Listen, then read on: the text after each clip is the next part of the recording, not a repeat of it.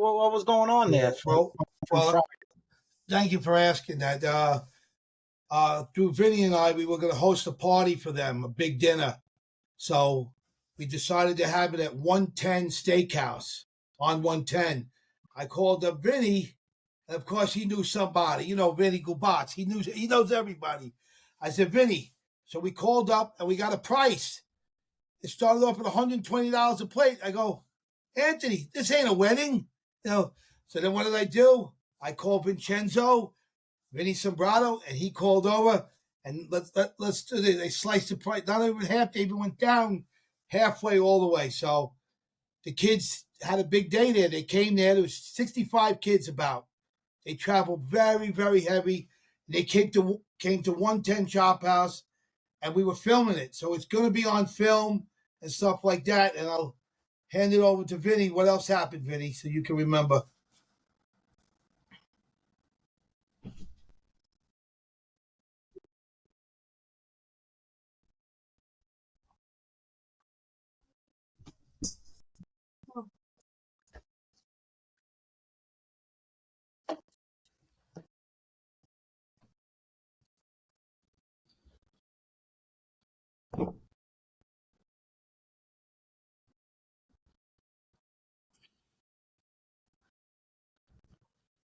Look at this jacket each one got.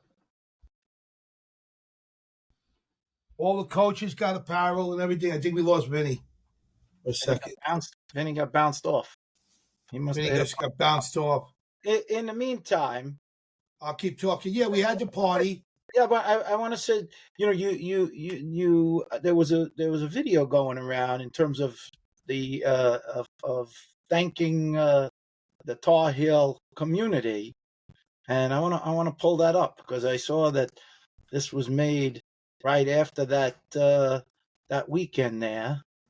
Let me pull this up for all the viewers so they can see this. All right. I want to congratulate North Carolina on their great win against Hofstra. It was a great game in the beginning. Hofstra was trying to hang in there, but North Carolina pulled away in the fourth quarter. Congratulations, and I mean congratulations to North Carolina University, the alumni, and everything that happened. We had the greatest time. Vinny Sombrato, Steven Sombrato, Chris Hine, all the things that they bring, Kara, all the people they brought from North Carolina was simply amazing. And of course, I want to thank my wife, the GOAT, Cheryl Smalley. Thank you so much. And also, I want to thank you for the beautiful gear that they gave me. Look at the beautiful hat. Get close. I want to thank Joe Bresci, Chuck Bresci, and all that they do. Look at the beautiful jacket. I want to thank them for making us part of the nation of North Carolina University. I am truly blessed. On behalf of my wife and I, we really thank you. Have a great day. So Vin, as you got bounced off, we were showing Smalley's thank you video, which is semi-hostage video there. But yeah, it was good to see. It was good to see Joe Bresci. It was good to see Petro, my former teammates from the 94 World Team. They're doing a great job with Kevin Unterstein and Peter Murphy.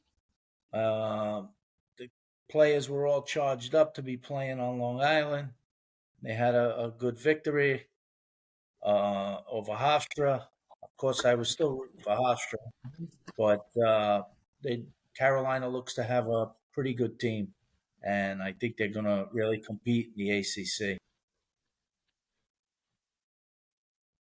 So Smalls, there was a lot of box activity at Hofstra this week. I don't know that I've, other than maybe that Syracuse night, I don't know that I've ever seen as many people in the boxes as was up there this past weekend. Oh, we had two suites. Thank God the athletic director, Rick Cole, and Brian Graff were able to give me some more space. They gave me the presidential box, which holds 30 to 40 people.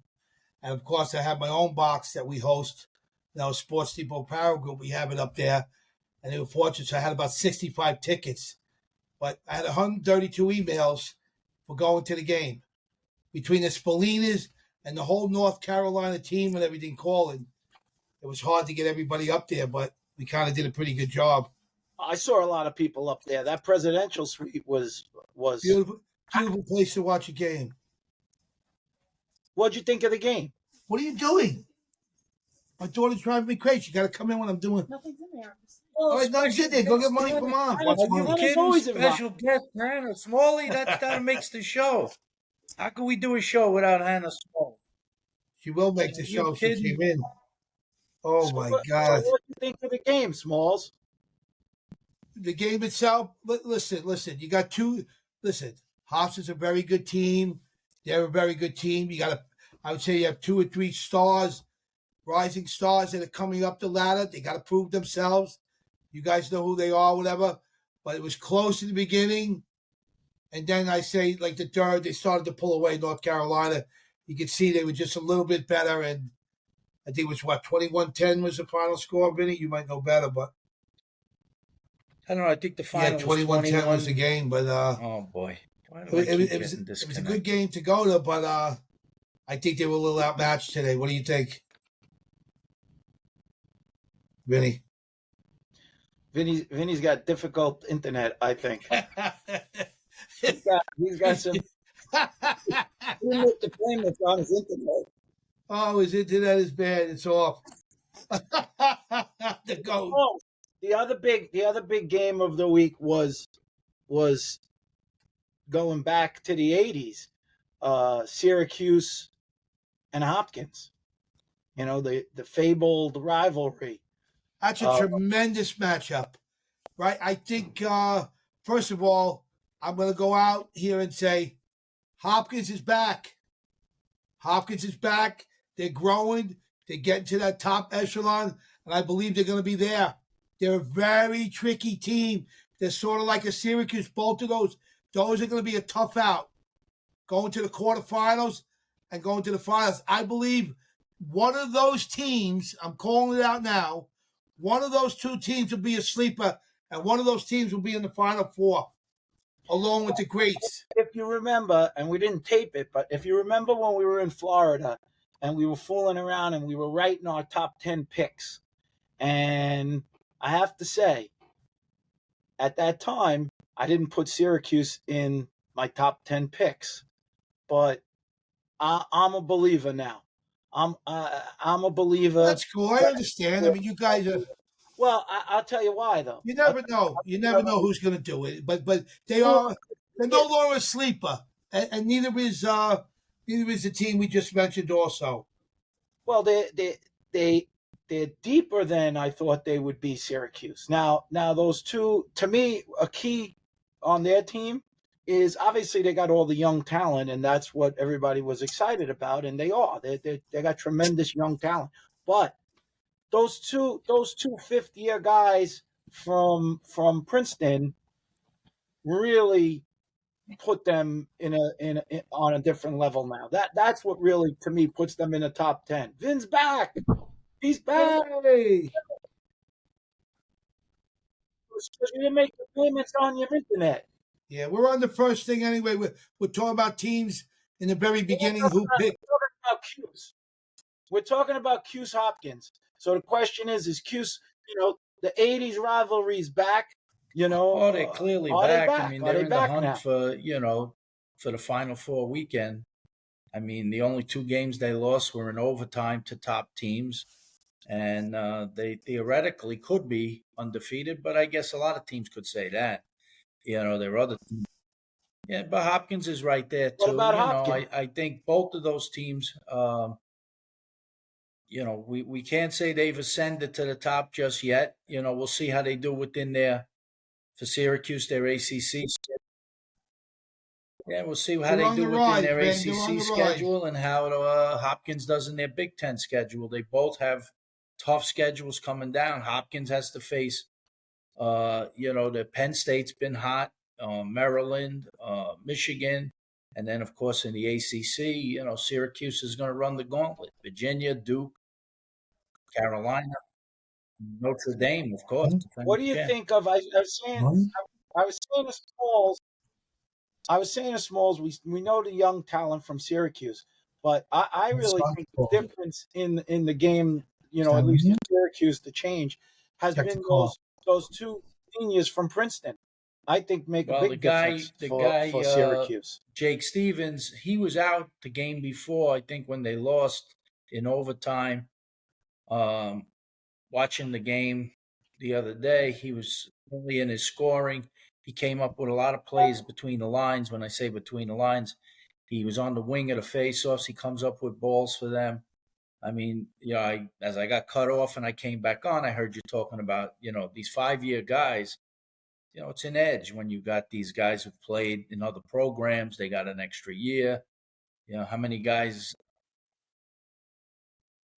The other guy's pretty shifty, huh? Yeah, English? 5 years, Vinny. Right? These guys. That's all right. These guys are playing 5 years. I'm just saying, you. Wow. I don't know about the stats, but I think that they lend a lot of season to these teams with these young guys.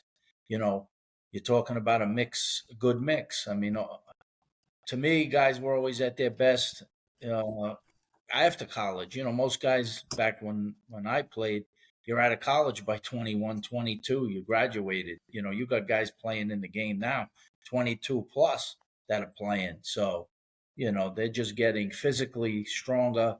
They're getting a better understanding of the game. But they got to balance that with coming into a team that's, they never played for.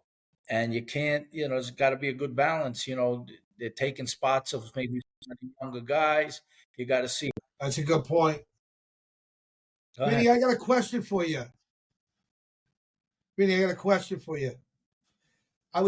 was brought up on top of Johns Hopkins. As you said, they're on the rise. Do you believe one of those teams could be a sleeper to get to the Final Four? I don't think possibly in the quarterfinals. I think they're predicted to be there. All right, so you think I'm going to go out on a limb? I think Cuse will be in the Final Four. That's my opinion. And I'm not saying winning it, whatever, but I'm going to go out like that. I mean, look, you got to see. Obviously, the seeding of the tournament is going to be very important because, you might have to run a real buzzsaw. You got to beat the best to be the best, but depending on who you see early. That's true. At best, the way the tournament has been, if you're ranked really high, you might get one meatball game. You might get one against maybe one of the weaker conferences. But there's a chance you might have to win 4 very, very competitive games to win it all. So to get to the Final Four, I don't know if Syracuse. I would have said when we were in Florida, I would have said no chance. Now I definitely would not say they couldn't make it to the Final Four. I think they could. I think they've got a balance of talent that could get them there, but they'd have to win a couple of very, very competitive games against some very strong teams in the first round potentially and that quarterfinal round to get over the top, because those 8 teams that are going to be left are going to be really strong. I think. Well, what do you guys think about Georgetown? Like last year, everybody had them in the Final Four. I did hear you guys say it, and that was one of the things that both I think they dropped off. All the experts, like you guys, I consider you the experts. You were calling for them for the Final Four, and they just sieved out. I mean, how did that happen? Well, I'll go a different route. So you want to talk about? I want to show. We'll pull up the rankings. I want to pull up the rankings that just came out today, and I know everybody talking about the 5th-year guys. Well, look who's at the top. A team with no 5th-year guys. Army, undefeated, first time ever, number 1 in the country. How about that? How impressive is that? Is that the first time ever?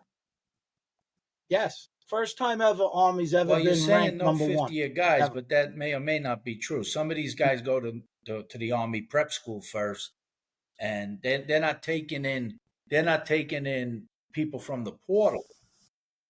portal, but they Very could good have point, some guys who Vincenzo. are.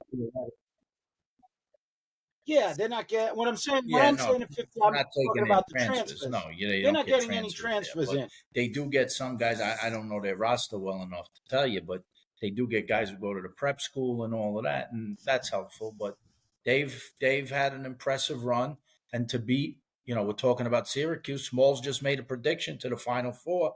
They went into the Dome and beat Syracuse. So you got to give them a lot of credibility. I thought last year, Right. Vinny, what's the head Joe coach's name? The Alberici, pronunciation? he does a terrific job. He's a great coach. I mean, they really always have good game plan. They play hard. Oh, Joe, yeah, what a great! Just want to go out on the limb here and say, So great guy. they're a team. They come out of the Patriot League. Their non-league schedule, I don't know their whole schedule, but they have a couple of tough games. But the Patriot League looks to be a little down to me this year. If you're going to talk about, Well, let's skip around on this topic. Army's number one. Can they run the table? Can they run the table? I'll give you their schedule. I'll pull it up right now. Conceivably. Look at these 7 games. Let me get my glasses. Yeah. Lehigh, go ahead. Yeah. BU, Carolina will be a at tough North game. Carolina. That's a tough one, I would imagine. Yeah, they've been better. Colgate, Navy, a rivalry. Navy, at Bucknell, Oh, they got a chance. and at Loyola. They're gonna go undefeated. All right, all right. They're gonna go undefeated. Listen, Oh yeah, listen. It's not inconceivable. It's not inconceivable, but they're not beating them. Those teams. You didn't throw in Maryland there. You didn't throw Virginia. You didn't throw the big dogs in there. oh, they got North Carolina in there. They're very good. I think they'll beat them. It'll be a close game. Just edge them out. Oh, they're going undefeated. That's all I got. Conference games sometimes can throw you. BU. Yeah, when they're on the road. And when you got to go on the road, theoretically, can they? No question. I mean, they're playing better than those teams we just mentioned right now. Loyola seems to be struggling. I honestly I can't figure out this season with some of the games how teams. I mean, Brown doesn't look very strong at all. Next thing you know, they're playing an overtime game with Maryland. Maryland beat Syracuse in the Dome. So if you're gonna do that, go back and forth with the games. It's all got to be done on the field. All of this, we're just speculating. We know that, but who looks, I mean, there's certain teams position-wise. Syracuse boned up at the face-off. They're much better at the face-off this year, so that's a big plus for them. You got great goaltending in Notre Dame. You got the best goalie in the country in Notre Dame. That's a big edge for them. You got you got seasoned guys on their team. You got some great athletes. They faltered against Georgetown for whatever reason. I didn't see that game, but they got beaten. I think it was at home, too. I think they beat them at Notre Dame, Georgetown. So everybody's capable. There's a lot of capable teams because, the game, there are so many good players out there today that, on any given day, I think 1 through 10 could beat each other. Who's the final at 10? Cornell? I was shocked to see that Cornell got beat up the way they got beat up by Penn State this weekend. As you see, where any given week, one of these teams, if they don't come to play, they can get taken out. But many times you hear people talk about the ACC teams, almost like they're the SEC of football. SEC of football always dominates. They win the most national championships, and everybody looks at the ACC like that being that conference for lacrosse. And if you look at the rankings here, you see that Virginia's up, Notre Dame's up at 2, Virginia's 3, Duke's at 4, right away off the bat. Right, 2, 3, and 4, and then Syracuse is 6 and North Carolina is 16. So they're all right there. What I would ask you is, in the last 2 weeks, have you seen vulnerabilities considering Duke lost at home, Virginia lost at home. This past weekend there were some tighter games than maybe expected. Um, is there something that would maybe make that SEC comment maybe not as true, and maybe some of the other teams in divisions such as the Ivy or Big Ten are fairly close to closing that gap?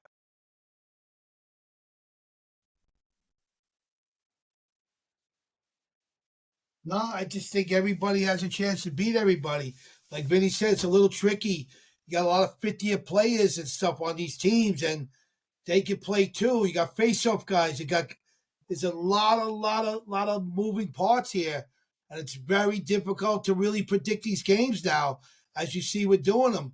You know, Vinny. What would you say is the next conference, Vin, after the ACC? What would you say is the next? I mean, I think we'd all agree ACC is the strongest conference this year. Let's wait and see a few more games. Maybe we're wrong. It looks that way.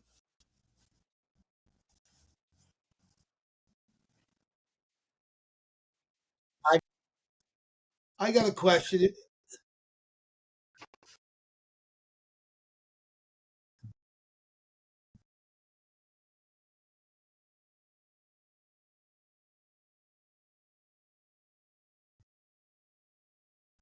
But then those teams came right back and won.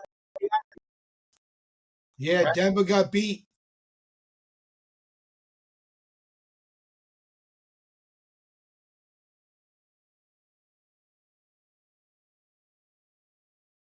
Are we halfway through the season?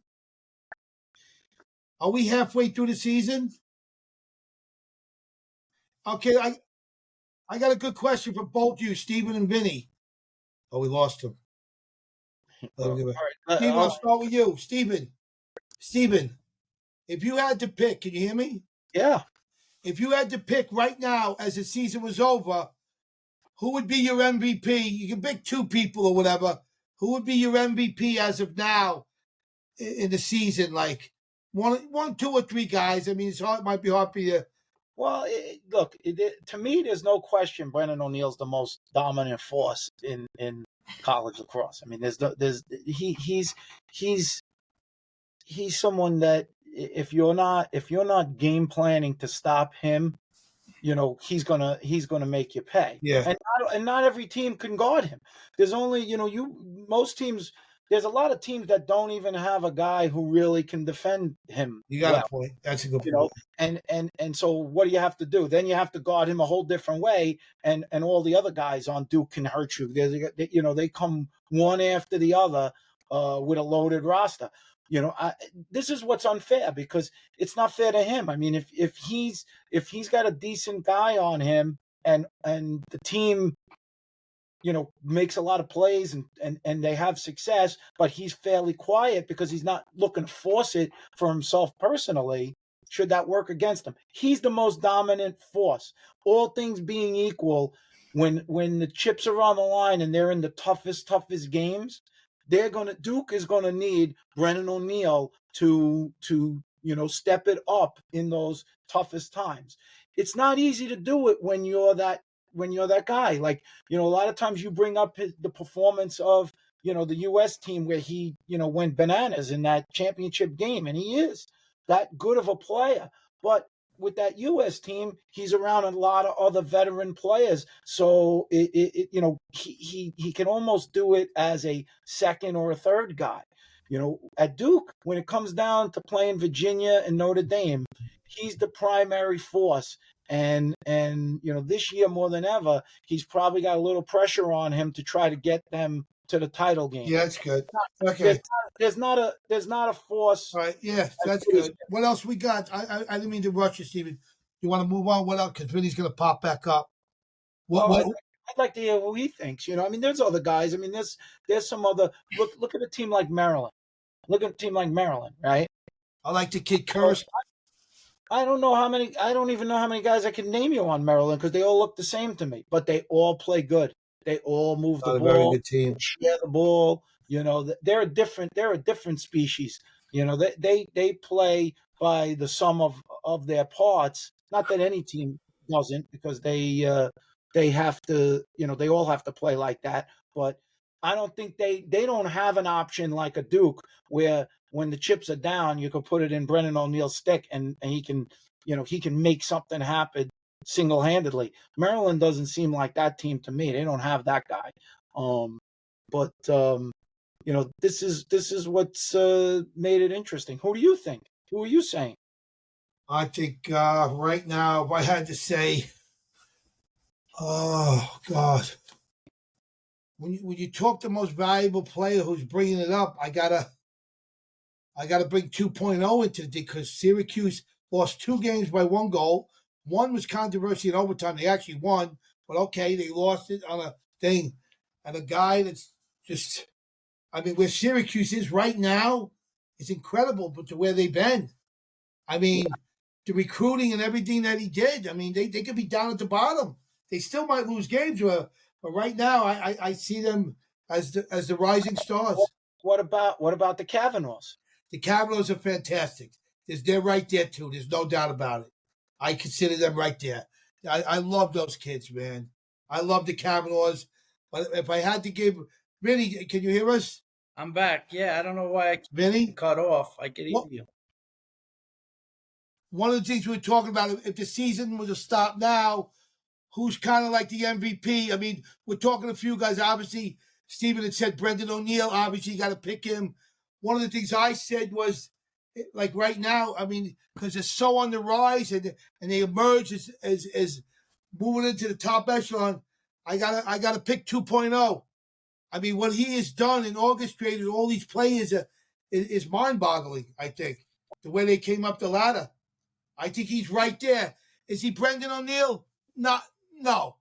Is he right up there rising? Very close? Oh, yeah.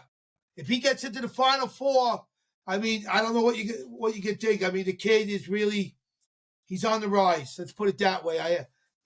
Maybe I'm favoring him a little bit because I do know the family. I do love the family and everything, but I really think he's playing well enough to get into the Final Four, along with Kirst, along with the usual suspects, the Kavanaugh brothers, like you guys say, no doubt. Who else do you think is on the rise besides the usual suspects, Ben? I don't know about on the rise. I mean, there's a lot of guys having great seasons. Obviously,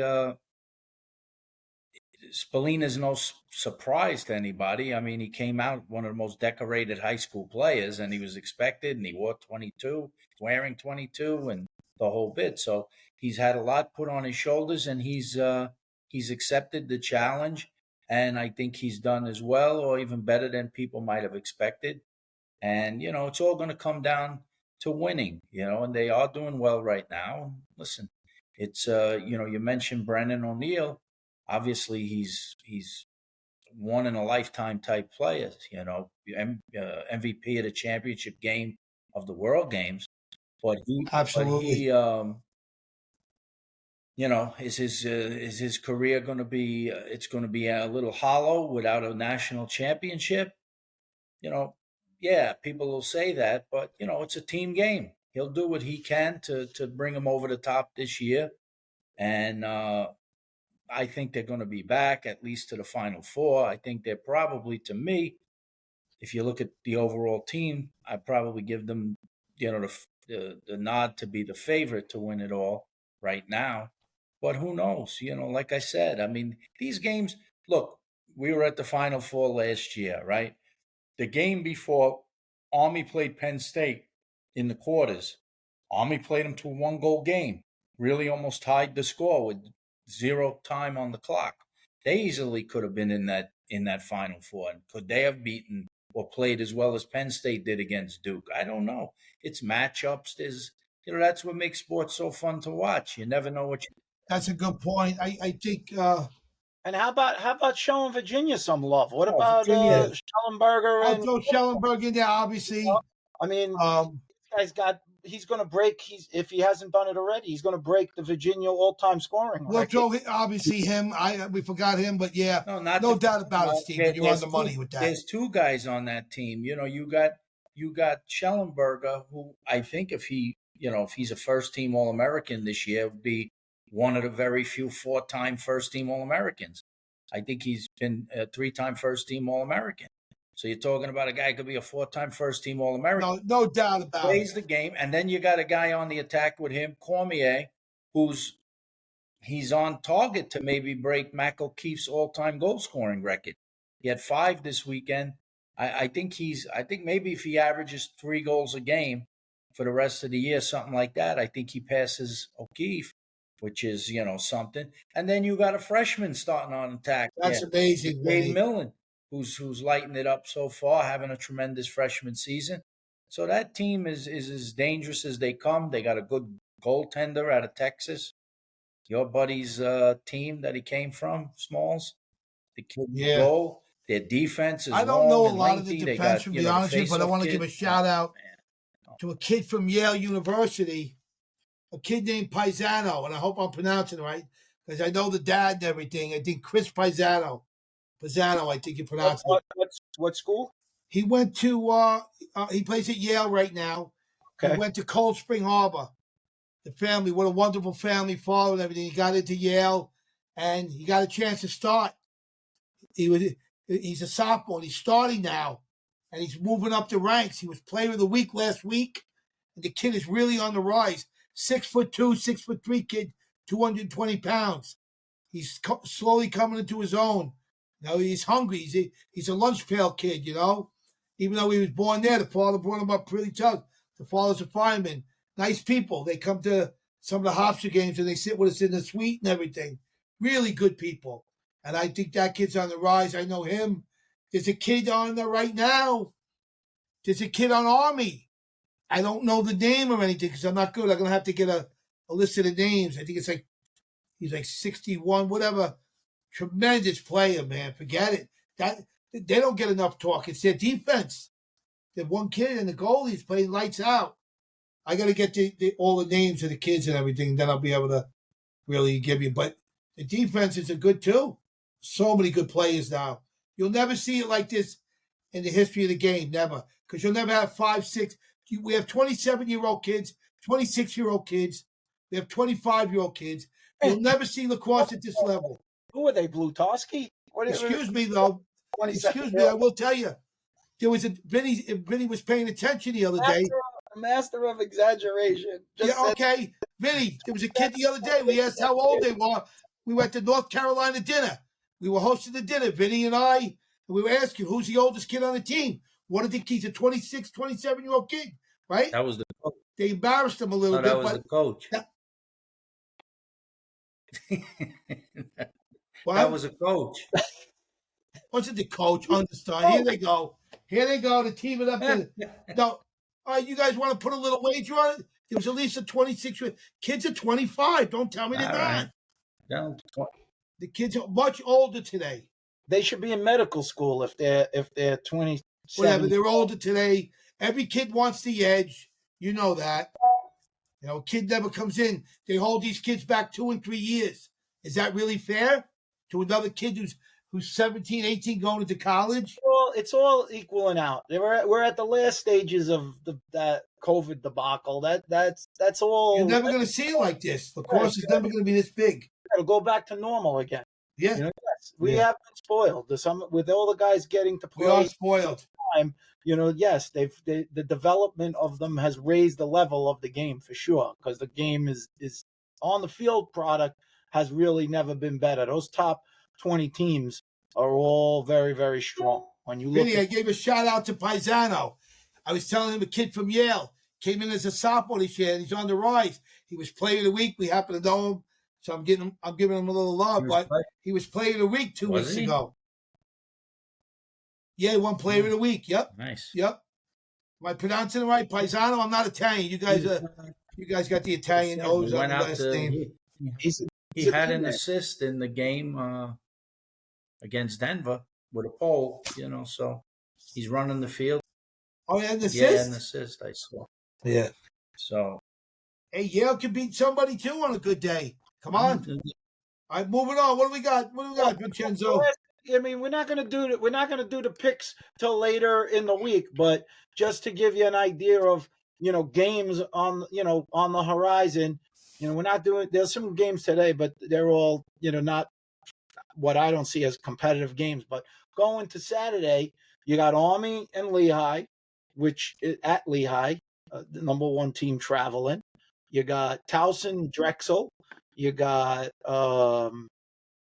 North Carolina and Stony Brook. They're still up during their time up here. Duke is hosting Richmond. There's a lot of Syracuse and Delaware is another one to keep an eye on. Wait, what did Vinny say? Vinny said something. I didn't hear him. What?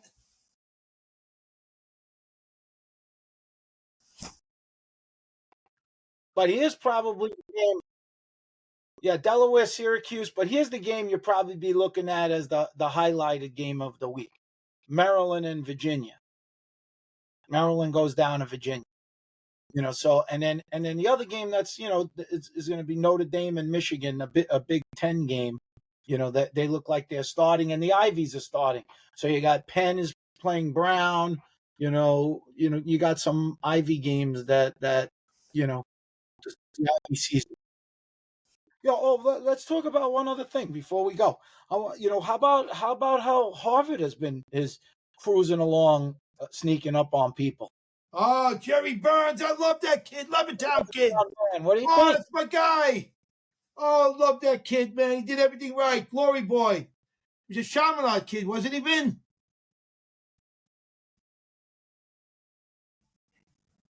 They had big win this week, so they pretty much hammered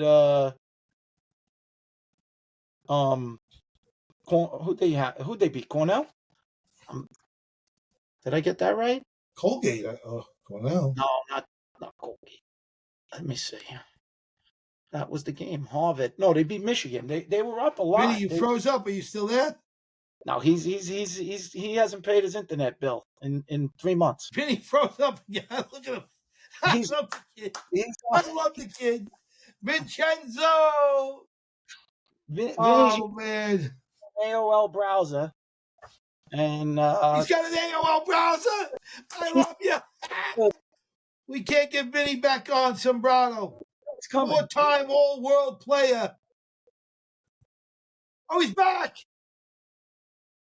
You got the Ethernet. You got the Ethernet cable. You're using an Ethernet cable. You're using AOL. I don't know what I'm using. All I can tell you is this thing's on. I'm looking at my signal and it's saying I'm at full strength, and yet I keep getting kicked off of here. I think that's the goat. That's my boy. He kills me. This is a good four-time world player. We need to get a better. We got to do it better. We'll be all right. It's our first run. Vinny, let me ask you a question. Your hat. What is that hat? Why that hat? What does it stand for? This is a Rob Smalley branded company called Lax Life that he came up with, and the logo represents his love for America, the flag, and of course for the honor the people who perished in the Twin Towers. Right here on the blue here, this is the Twin Towers right here, part of the American flag. Vinny, can you hold it closer to the mic? Can you take it off and hold it closer to the mic? You see the two blue things in the Twin Towers, and that's the flag for people that passed away. And yeah, I'm just clearing it up there, Vinny. You know how we do it. All right, I think it's a great run. A lot of games this week. We'll pick up towards the end of the week for the Saturday games. We'll get the lines. Maybe we'll even.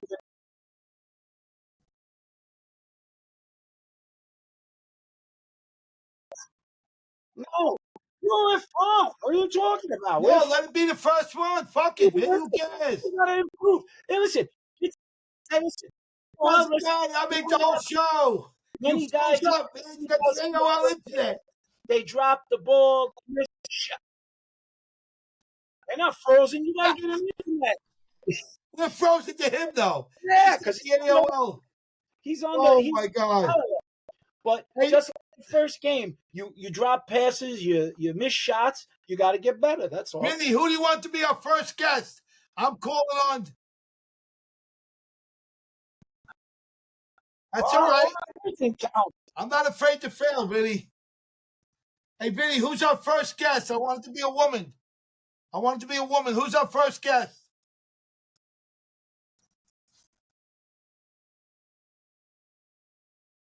Yeah.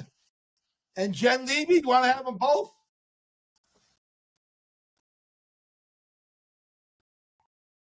Jen's not busy. One day a week, she has a game on a Saturday. No such thing as busy. Come on. I think we should get a guy with a voice made for radio. Brett Brown. Oh, shit. Can we call him up? Can we get him on? Oh, we can get him on. We'll get him on the next episode. We get him on. He's got a lot to say. And he's got Is that the guy you invented, Black Jesus? You gave him the nickname Black Jesus? You guys? All right, we'll get him on.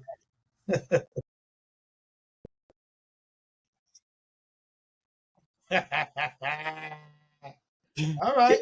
We failed, but all right, we're going. All right, good job, guys. Good job today. You trial run. The guy's got 1930 internet. He's got 1930 internet. All right, good, guys. Oh, no, it's not the app. No, Vinny, the app is pretty good, man.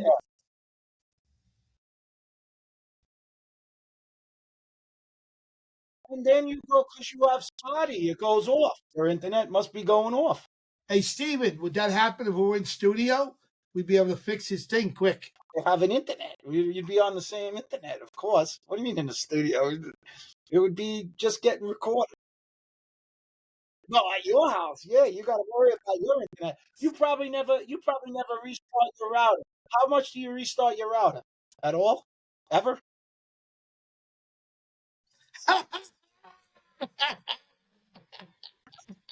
Unless the lights go off. Oh, God. Let's sign off. Vinny's good. All right, God bless. False. I love you guys. Without the Sobranos, 5 decades later, the Sobranos are still doing it. I love you guys. You're the best. All right, guys, signing off. I got to go get some more ravioli. Till next time. Thank you, man. Thank you.